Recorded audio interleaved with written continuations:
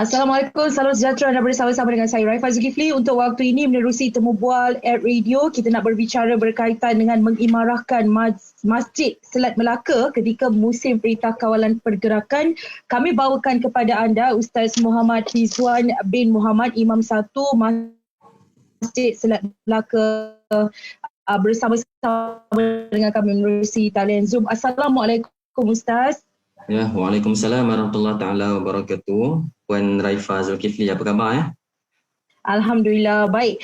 Ustaz, seronok sebenarnya kalau kita berbicara berkaitan dengan mengimarahkan masjid ni. Nak lagi kalau sebelum ini setiap kali Ramadan kita memang ternanti-nantikan. Dia macam ada satu, bukanlah nak kata, tapi keramaian juga selepas tarawih contohnya, kita akan ada tadarus dan sebagainya. Tapi berbeza untuk 2 tahun kebelakangan ini, bukan hanya di Malaysia tetapi di seluruh negara. Sebelum kita teruskan dengan lebih lanjut berkaitan dengan SOP dan sebagainya, Ustaz, apa cabarannya untuk mengimarahkan masjid ketika negara dilanda COVID-19? Ya, Bismillahirrahmanirrahim. Pertama sekali terima kasihlah kepada Puan Raifah Zulkifli dan daripada bernama radio atas kesudian untuk menemu bual Masjid Selat. Saya wakil daripada Masjid Selat lah pada hari ini untuk kita sama-sama mungkin discuss dan bincang sedikit lah berkenaan dengan pengimarahan Masjid Selat Melaka pada sepanjang COVID-19 yang melanda negara pada ketika ini. Kalau kita sebut cabaran untuk mengimarahkan masjid ketika negara dilanda COVID-19 ni,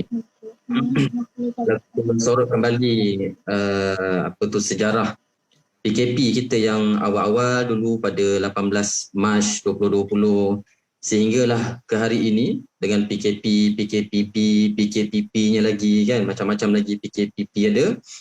Sehingga pada hari ini saya ingat saya lebih kurang hampir 15 bulan kita berada dalam suasana COVID-19.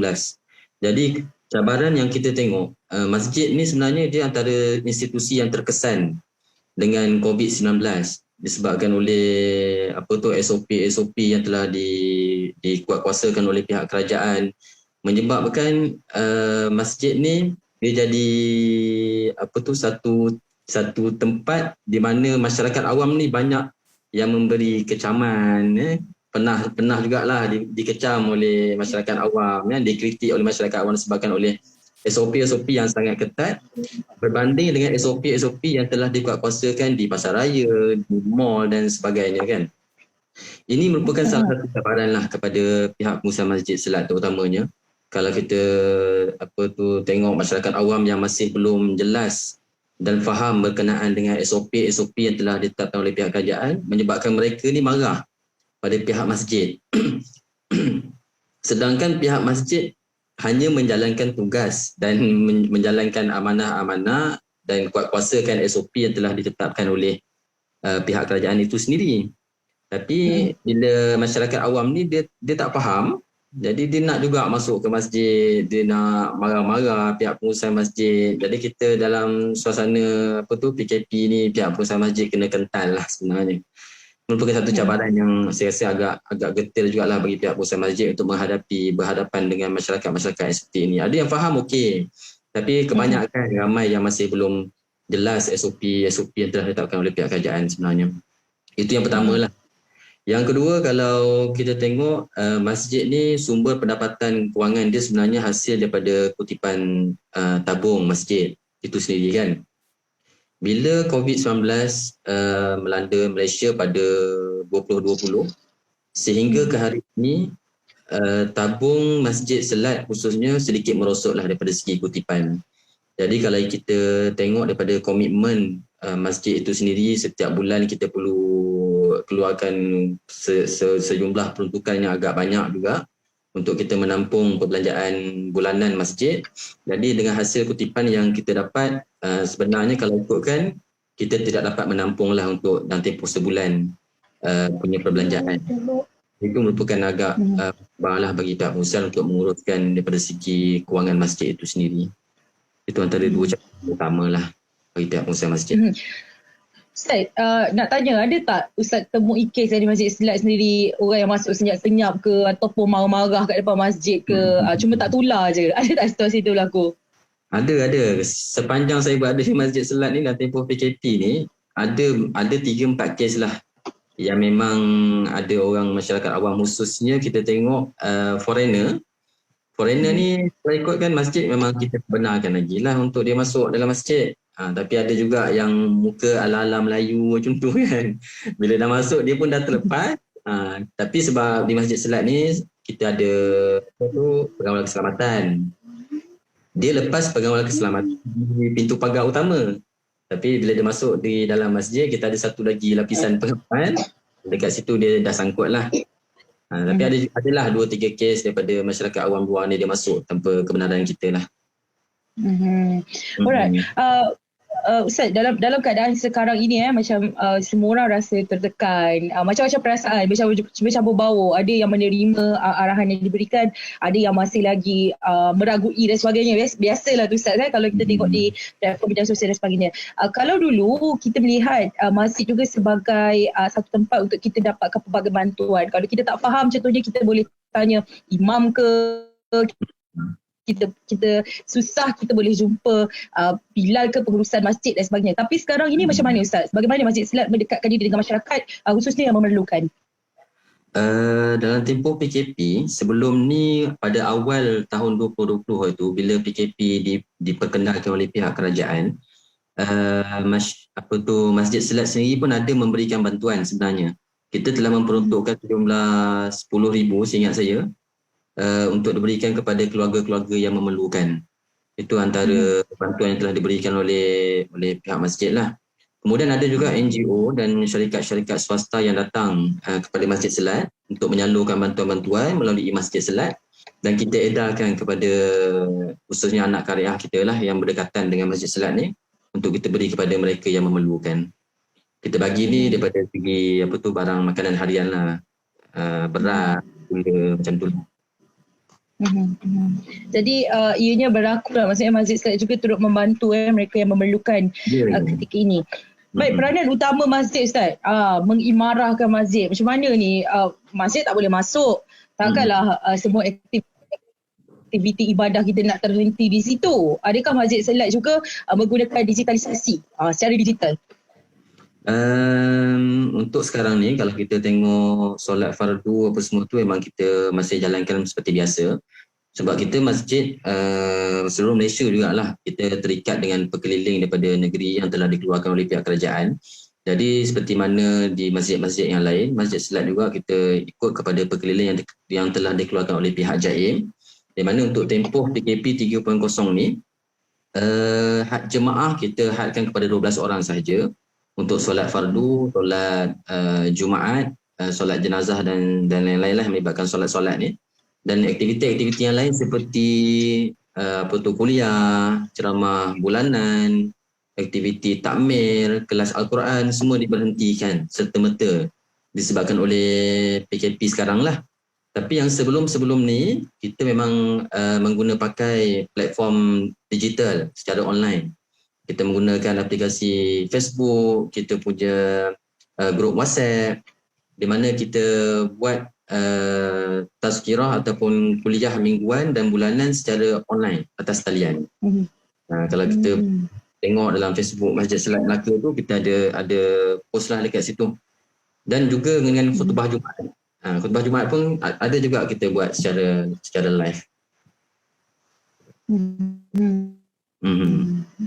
Itu antara penggunaan secara digital yang digunakan oleh Masjid Selat. Baik, untuk anda baru bersama-sama dengan kami, terima kasih program Temu Bual di Nama Radio. Kita bawakan kepada anda Ustaz Muhammad Fizrul Muhammad, Imam 1 Masjid Selat Melaka, Negeri Melaka, dengan topiknya mengimarahkan Masjid Selat Melaka ketika musim PKP. Ustaz, ada beza tak peranan masjid sebelum pandemik melanda dengan sekarang ini? Kalau kita tengok yang sebelum ni, fungsi dan peranan masjid ni dia lebih kepada pengimarahan lah. Solat fardu jemaah 5 waktu tu memang sentiasa ada jemaahnya kan. Kalau kita tengok sebelum ni memang ramai lah orang. Masjid Selat Melaka ni kalau semua maklum lah, saya rasa dia merupakan satu masjid apa orang panggil tu pelancongan. Di mana ada foreigner, pelancong-pelancong luar dan dalam daripada Malaysia pun ada yang datang dekat sini. So Masjid Selat Melaka ni tak pernah sunyi daripada orang sebenarnya. kita pernah merekodkan sebelum PKP ni, kehadiran pelancong sahaja pernah seminggu hampir dekat 10,000 pelancong yang datang ke Masjid Selat. Jadi setelah PKP dikuatkuasakan oleh pihak kerajaan ni, benda-benda tu dah tak ada lah. Jadi masjid pun dah sunyi daripada orang ramai, jemaah pun dengan berkurang, tak boleh nak ramai seperti dulu, saf pun dah tak boleh rapat seperti dulu. Dan kuliah-kuliah, ceramah-ceramah agama bulanan, aktiviti-aktiviti bulanan yang kita buat, camp-camp motivasi, melibatkan remaja-remaja pun tidak kita dapat laksanakan. Jadi benda tu banyak perbezaan lah sebenarnya sebelum PKP dan selepas PKP ni. Kita berharapkan PKP ni segera boleh dilakukan, insyaAllah. InsyaAllah. Baik, Ustaz, ada ke dah keluar apa-apa SOP berkaitan dengan Hari Raya Korban untuk majlis korban? Untuk negeri Melaka masih belum dikeluarkan lagi apa-apa SOP berkenaan dengan korban. Ada perancangan Ustaz, kalau boleh macam mana Ustaz, tak pakai PPE ke kita kalau boleh? Korban secara digital ke? Itulah ramai tertanya-tanya juga Ustaz kan. Belum lagi ada. Belum lagi lah, tapi kalau boleh, kalau kita tengok macam tahun lepas, korban kita ada laksanakan jugalah, tapi Majlis Selat kita tak laksanakan. Kita tengok pihak kerajaan pun ada membenarkan jumlah penyertaan orang yang dalam korban tu tak ramai lah. InsyaAllah tahun ni kita tak tahu, kita tunggu daripada pihak persekutuan lah. Baik, Ustaz, kalau dengar suara Ustaz ni macam rasa macam apa orang kata sejuk je hati kan. Dengar ni, boleh tak minta bagi nasihat sikit untuk mereka yang marah-marah Ustaz, yang kata tak ada orang tak suruh tutup masjid lah, masih marah dia, macam Ustaz sebut di awal tadi lah, tak faham tentang SOP dan sebagainya. Pencerahan sekali lagi Ustaz, kalau ada doa sikit bagi lembut hati ke apa Ustaz, silakan Ustaz. Okeylah, untuk masyarakat awam yang di luar sana, masjid ni kita tahu kita memang seronok dan kita nak untuk mengimarahkan semua rumah-rumah Allah ni, pada khususnya tak lama lagi ni mungkin kita dalam keadaan Aidil Adha ya. Dan dalam tempoh beberapa bulan ni kita terpaksa aku dan patuhlah pada arahan kerajaan ni. Sebab kita ni sekarang ni masih dalam keadaan pandemik COVID-19 ni, nak tak nak kita perlu melakukan satu perubahan dan penyesuaian lah, mengikut SOP yang telah ditetapkan oleh pihak kerajaan kan. Jadi nasihat saya kepada masyarakat di luar sana untuk yang tidak dapat hadir secara berjemaah di rumah Allah ni, khususnya di Masjid Selat Melaka ni, kita boleh solat berjemaah di rumah. Ini seperti mana yang telah ditetapkan oleh fatwa Majlis Fatwa Kebangsaan dan Majlis Fatwa Kerajaan Negeri Melaka sendiri menetapkan sebegitu. Jadi kita akur pada arahan kerajaan ulil amri kan, ati Allah wa ati Rasul wa ati ulil amr kan. Jadi kita taat pada Allah, taat pada Rasul, taat pada pemimpin, itu kita punya nikah sebagai orang Islam kan. Jadi nak tak nak macam itulah, aku jangan marah-marah kan. Kita faham dalam situasi sekarang ni yang sangat getil ni, semua orang nak berjemaah di masjid kan. Tapi kalau kita boleh ikut penggiliran, kita cubalah ikut penggiliran macam Jumaat khususnya kan. Sebab solat Jumaat kita hanya tetapkan 12 orang saja. Jadi dalam tempoh PKP ni, cuba kita cakap elok-elok dengan pengurusan masjid, jangan marah-marah pada pengurusan masjid kan. Jadi kita boleh tidak lah untuk bagi jemaah masuk ikut secara penggiliran. Ini bila dah datang terus marah kepada kita, terus hentam masjid kan, tanpa memahami situasi yang sebenar. Pihak pengurusan masjid pun kita sendiri tak nak berlaku benda macam ni kan. Jadi kita hanya ikut saja arahan pemerintah. Jadi kita itulah, kita terpaksa akur dan ikutlah apa-apa arahan dikuatkuasakan oleh pihak kerajaan. InsyaAllah tak ada salah menyalahkan kerajaan ke tak kan. Sebab kalau kita tengok fatwa Majlis Kebangsaan dan fatwa ahli-ahli Majlis Fatwa Kerajaan Negeri ni, semua orang-orang yang berkelayakan lah untuk memutuskan suatu hukum tu. Jadi hukum tu kita ikut dan kita patuh. InsyaAllah mudah-mudahan COVID-19 ni berlalu dengan segera lah, insyaAllah. Amin. Ustaz, sikit nak tanya, baru-baru ni di Jitra dilaporkan 14 orang jemaah meninggal dunia, kemudian di Kelantan juga ada kluster masjid. Di Melaka macam mana Ustaz? Di Melaka selepas Ramadan Kita ada terdapat kluster, bukanlah kita panggil kluster masjid, kita panggil kluster keagamaan. Disebabkan oleh jemaah ada yang positif COVID dalam program khatam Al-Quran. Jadi selepas tu Negeri Melaka mengarahkan untuk program-program khatam Al-Quran diberhentikan serta-merta lah. Pernah ada. Okey, Ustaz, kalau nak penutup ni minta Ustaz baca doa sikit boleh ke? Doa yang bersesuaian, menenangkan hati ke, minta dijauhi bencana ke? InsyaAllah. Silakan Ustaz. A'udzubillahi minasyaitonirrajim. Bismillahirrahmanirrahim. Alhamdulillahirabbil alamin wassalatu wassalamu ala asyrafil anbiya'i wal mursalin sayyidina wa maulana Muhammad wa ala alihi wa sahbihi ajma'in. Allahumma salli salatan kamilah wa sallim salaman taman ala sayyidina Muhammadin alladhi tanhallu bihil uqad wa tanfarju bihil qurab wa tuqda bihil hawaij wa tunalu bihil raghaib wa husnul khawatim wa yustasqal ghamamu biwajhihil karim wa ala alihi wa sahbihi fi kulli lamhatin wa nafasin bi'adadin kulli ma'lumilah. Allahumma inna na'udzu bika minal barasi wal junun والجزام ومن سيء الأسقام.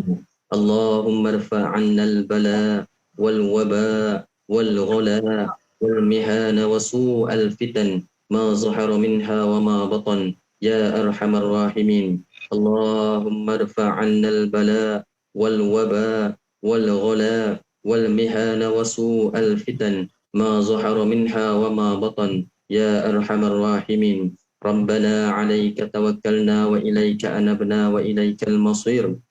بسم الله الذي لا يضر مع اسمه شيء في الأرض ولا في السماء وهو السميع العليم. ربنا آتنا في الدنيا حسنة وفي الآخرة حسنة وقنا عذاب النار. وصلى الله على سيدنا محمد وعلى آله وصحبه وبارك وسلم والحمد لله رب العالمين. Amin ya rabbal alamin. Baik, terima kasih banyak-banyak kita ucapkan kepada Ustaz Muhammad Fizwan bin Muhammad, Imam 1 Masjid Islam Melaka Negeri Melaka bersama-sama dengan kita untuk program Tu Berbual Radio edisi hari ini. Terima kasih Ustaz bersama-sama dengan kami. Sama-sama, terima kasih juga Puan Zaifa. Puan Raifa Zulkifli daripada Bernama Raja. Ya, terima kasih banyak. Ya. Baik, terima kasih Ustaz atas perkongsian itu. Dan untuk anda mewakili penerbit Puan Nur Hayati dan saya Raifa Zulkifli, terus dengarkan kami di Bernama Radio Stesen Berita Bisnes Pilihan Anda.